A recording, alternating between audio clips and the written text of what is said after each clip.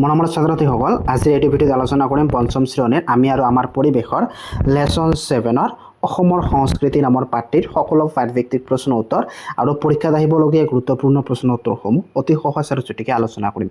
তো তোমালোকে কি কৰিবা, ভিডিঅ'টো স্কিপ নকৰাকৈ লাষ্টলৈকে চাই থাকিবা। আমি অনুশীলনৰ প্ৰশ্ন উত্তৰখিনি আলোচনা কৰিম। ইয়াৰ 1 নম্বৰত কি কৈছে, উত্তৰ লিখা। 1ৰ কত কি কৈছে, মহাপুৰুষ শংকৰদেৱে অসমীয়া সংস্কৃতিলৈ আগবঢ়োৱা দুটা অৱদানৰ নাম লিখা।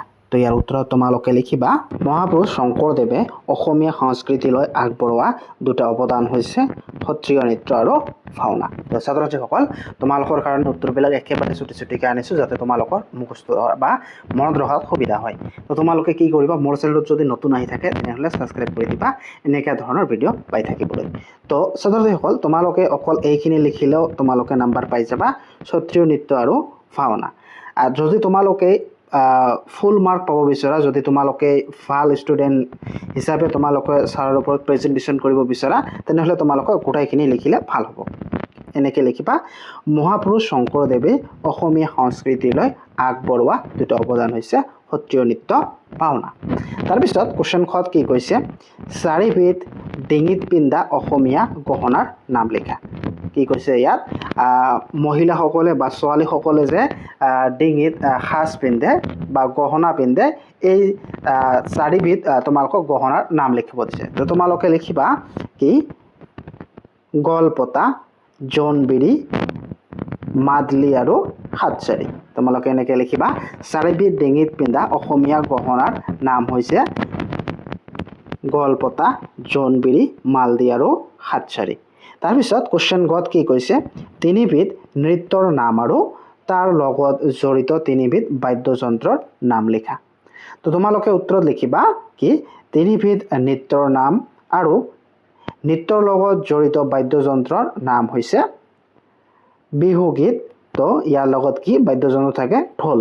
সত্ৰীয় নৃত্য, ইয়াৰ লগত থাকে খোল, বাদ্যযন্ত্ৰ থাকে খোল। তাৰপিছত ভৰতাল নৃত্য, ইয়াৰ লগত বাদ্যযন্ত্ৰ থাকে ভৰতাল।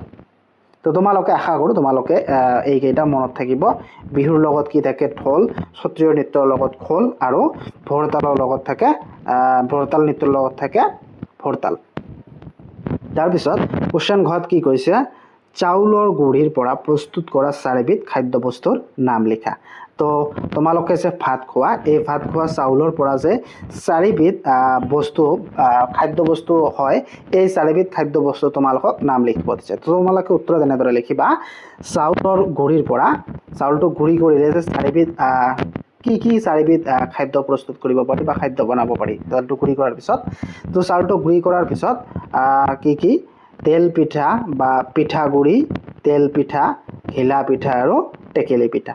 তোমালোকে উত্তৰত এনেদৰে লিখিবা, চাউল গুড়িৰ পৰা প্ৰস্তুত কৰা চাৰিবিধ খাদ্যবস্তুৰ নাম হৈছে পিঠাগুড়ি, তেল পিঠা, ঘিলা পিঠা আৰু টেকেলি পিঠা। তাৰপিছত 2 নম্বৰ প্ৰশ্নত কি কৈছে, শিৱসাগৰ জিলাত থকা পুৰণি দুটা কীৰ্তিচিহ্নৰ নাম লিখা। তো উত্তৰত তোমালোকে লিখিবা ৰংঘৰ আৰু কাৰেংঘৰ। কি লিখিবা, শিৱসাগৰ জিলাত থকা পুৰণি দুটা কীৰ্তিচিহ্নৰ নাম হৈছে ৰংঘৰ, কাৰেংঘৰ। তাৰপিছত কুৱেশ্যন চত কি কৈছে, অসমত থকা দুটা মন্দিৰ, দুটা দৌল আৰু দুখন সত্ৰৰ নাম লিখা। তো তোমালোকে উত্তৰত লিখিবা কি, অসমত থকা দুটা মন্দিৰৰ নাম হৈছে কামাখ্যা মন্দিৰ আৰু হয়গ্ৰীৱ মাধৱ মন্দিৰ। তাৰপিছত দুটা দৌলৰ নাম জয়দৌল আৰু শিৱদৌল। তাৰপিছত দুটা সত্ৰৰ নাম লিখিব দিছে। কি লিখিবা, আউনীআটী সত্ৰ আৰু কমলাবাৰী সত্ৰ। তাৰপিছত 2 নম্বৰত কি কৈছে, খালী ঠাই পূৰ কৰা। তো ইয়াৰ কত কি কৈছে, বহাগত দেশ পালন কৰা হয়। তো বহাগত কি পালন কৰা হয়, বহাগ বিহু। খালী ঠাইত কি লিখিবা, বহাগ বিহু। তাৰপিছত খত কি কৈছে, খেৰাই পূজা দেশ পালন কৰে। তো খেৰাই পূজা কোনে পালন কৰে, তো খালী ঠাইত তোমালোকে লিখিবা বড়োসকলে। খেৰাই পূজা বড়োসকলে পালন কৰা এটা উৎসৱ। তাৰপিছত গত কি কৈছে, বিহু দেশ উৎসৱ। বিহু কি তোমালোকে সবেই জানা, বিহু হৈছে আমাৰ জাতীয় উৎসৱ। তো তোমালোকে খালী ঠাইত কি লিখিবা, জাতীয়। বিহু জাতীয় উৎসৱ। তাৰপিছত ঘত কি কৈছে, মিচিংসকলে দেশ পালন কৰে। কি মিচিংসকলে কি পালন কৰে, আলি আই লৃগাং। মিচিংসকলে পালন কৰা উৎসৱটো হৈছে আলি আই লৃগাং। তাৰপিছত 9 নম্বৰত কি কৈছে, কৰম পূজা দেশ পালন কৰে। ইয়াত দেশ থাকিব, তো খালি ঠাইত তোমালোকে কি লিখিবা, আদিবাসীসকলে কৰম পূজা পালন কৰে। তাৰপিছত 3 নম্বৰ প্ৰশ্নত কি কৈছে, অসমীয়া সংস্কৃতিলৈ মহাপুৰুষ শ্ৰীমন্ত শংকৰদেৱৰ অৱদানৰ বিষয়ে 10টা বাক্য লিখা।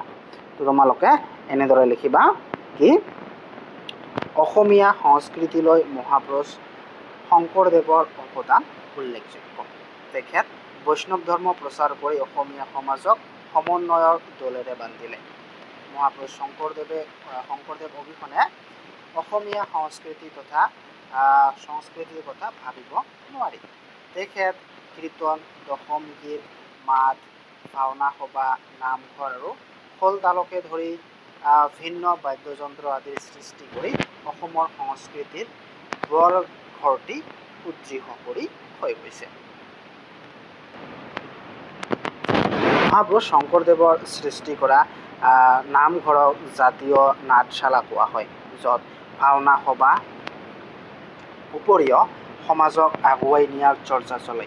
তেখেতৰ সৃষ্টি কৰা সত্ৰীয় নৃত্যই ভাৰতীয় নৃত্যকলাৰ লগত ফেৰ মাৰিব পৰা হ'ল। তাৰপিছত 4 নম্বৰত কি কৈছে, চমু টকা লিখা। তো কি চমু টকা লিখা হৈছে, বিহু, পুতলা নাচ, অসমীয়া ভাষা, সত্ৰীয় নৃত্য আৰু উৎসৱ পাৰ্বণ। তো প্ৰথমে আমি বিহুটো আলোচনা কৰিম। তো উত্তৰ তোমালোকে লিখিবা, বিহু হৈছে অসমৰ জাতীয় উৎসৱ। বিহু হৈছে কৃষিভিত্তিক উৎসৱ। বিহু 3টা, বহাগ বিহু বা ৰঙালী বিহু, বহাগ মাহত যিটো পালন কৰা হয় বহাগ বা ৰঙালী বিহু, আৰু কি মাঘ মাহত মাঘ বিহু বা ভোগালী বিহু, আৰু কাতিত কঙালী বা কাতি বিহু পালন কৰা হয়। বহাগত কৃষকে পথাৰত গুটি সিঁচে আৰু মাঘত খেতি চপায়। কাতিত ভৰা পথাৰৰ এখন কামনা কৰে আৰু খেতিডৰা পোক পৰুৱাৰ পৰা ৰক্ষা কৰিবলৈ চাকি জ্বলায়। তাৰপিছত খত কি কৈছে, পুতলা নাচ। তো ইয়াৰ উত্তৰত তোমালোকে লিখিবা, অসমৰ সংস্কৃতিৰ জগতখনত অতি প্ৰাচীন কালৰে পৰা প্ৰচলিত হৈ অহা এটা নাট্য অনুষ্ঠান হৈছে পুতলা নাচ। সূত্ৰধাৰ সহায়ত পুতলাবোৰক নচোৱা হয়। ৰামায়ণ, মহাভাৰত আদিৰ পৌৰাণিক কাহিনীবোৰৰ পুতলা চৰিত্ৰৰ সহায়ত উপস্থাপন কৰা হয়। তাৰপিছত আমি আলোচনা কৰিম অসমীয়া ভাষা। অসমৰ স্থানীয় ভাষা অসমীয়া। ভাষাটোৰ 2টা ৰূপ, এটা কথিত আৰু এটা লিখিত। অসমীয়া ভাষাই লিখিত ৰূপ পোৱাৰ আগতেই মানুহৰ মুখে মুখে নানা গীত পদ কথিত ৰূপত প্ৰচলিত হৈ আছিল। এতিয়া এইবোৰ লিখিত ৰূপ পাইছে। তাৰপিছত আহে কি, এতিয়া আমি আলোচনা কৰিম সত্ৰীয় নৃত্য। সত্ৰীয় নৃত্য জনক হৈছে মহাপুৰুষ শংকৰদেৱ। সত্ৰীয় নৃত্য তাল, খোল আদি বাদ্য যন্ত্ৰ ব্যৱহাৰ কৰা হয়। মহাপুৰুষ শংকৰদেৱে সৃষ্টি কৰা এই নৃত্যই ভাৰতীয় নৃত্যৰ কলাৰ লগত ফেৰ মাৰিব পৰা হ'ল। এতিয়া আমি আলোচনা কৰিম উৎসৱ পাৰ্বণ। জাতি, ধৰ্ম, বৰ্ণ নিৰ্বিশেষে সকলো লোকেই উৎসৱ পাৰ্বণ পালন কৰে। উৎসৱ পাৰ্বণে মানুহৰ মনত আনন্দ দিয়াৰ উপৰিও ঐক্য আৰু সমন্বয় বজাই ৰাখে। অসমীয়া মানুহে পালন কৰা কিছুমান উৎসৱ হ'ল বিহু, মহাপুৰুষসকলৰ তিথি, সৰস্বতী পূজা, লক্ষ্মী পূজা, বিশ্বকৰ্মা পূজা আদি। তাৰপিছত 5 নম্বৰত কি কৈছে, কংসৰ লগত খংস মিলোৱা। তো ইয়াৰ ইফালে আছে তেজপুৰ। তো তেজপুৰত কি হ'ব, তেজপুৰত আছে অগ্নিগড়। তাৰপিছত কামৰূপত আছে পুৱামক্কা। তাৰপিছত গোৱালপাৰা, তো তোমালোকে জানা গোৱালপাৰাত আছে শ্ৰী সূৰ্য পাহাৰ। তাৰপিছত ধুবুৰীত আছে টেগ বাহাদুৰৰ গুৰুদ্বাৰ। তাৰপিছত কাছাৰত আছে ভুৱন পাহাৰৰ মন্দিৰ। তাৰপিছত 6 নম্বৰত কি কৈছে, এখন শৰাইৰ ছবি অঁকা। তো তোমালোকক অসমীয়াত শৰাই যে আছে, তো শৰাইৰ তোমালোকক ছবি আঁকিব দিছে। তো এইটো চৰাইৰ ছবি তোমালোকক দিছোঁ। তো তোমালোকে এনেদৰে চাই চৰাইৰ ছবি এটা নিজে আঁকিবলৈ চেষ্টা কৰিবা।